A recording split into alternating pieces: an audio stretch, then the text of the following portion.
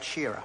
Mr. Chair, look, I just want to take a quick call on this because this is a critical point of difference. I mean, there is an enormous tomb of a new piece of legislation here, sir, of which 99% of which we agree with. It's the 1% that we don't agree with. And I want to just touch on, before I touch on that, I want to just reference Tura Flavel's contribution a bit earlier.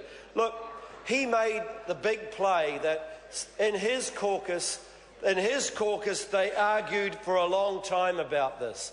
Well, for God's sake, if you're going to do it, get the facts right. Get the facts in front of you so you're actually able to argue about what is real rather than what you're told. Because what he has done himself a huge disservice. Because not only has he argued about the wrong things, but he's standing up there and stating facts which are simply not right and basing his decision not to support this lump sum payment on the basis of that.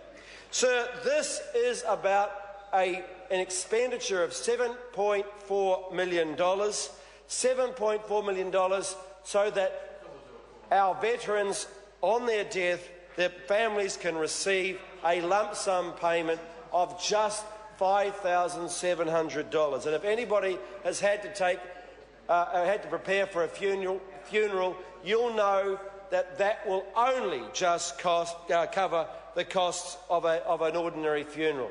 Sir, this is not extravagant, but it is a gesture to the families who have put up with so much while their loved ones and normally their fathers or their sons or whatever have been offshore and serving. Sir, this is $5,700 per veteran, an annual cost of $7.4 million. Sir, when you go back and you look at some of the expenditure that this government has committed this country to, it has given $30 million to Rio Tinto. $30 million to Rio Tinto. It's given $150 million to a bunch of fat cat lawyers to sell off our assets. $150 million, sir. That could have taken us through for the next 15 or 20 years at that rate. Now you ask yourself, are our veterans worth that? Of course they are. Of course they are, sir. This is wrong. It's penny pinching. It's just simply not good enough when the government has come to the table on the other issues that we're up for what we disagreed on just a few weeks ago, and it has left this out.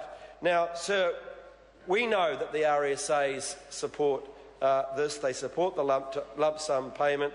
They tell us that when we go around and speak to them. We know that the Law Commission, this is what the Law Commission recommended. It's not what Labor recommended. It's what the Law Commission represented. And we believe both the Law Commission, the Return Services Association are absolutely right. This is a very small amount of money that will go an enormously long way, particularly on those veterans, the World War II veterans, who are diminishing week by week.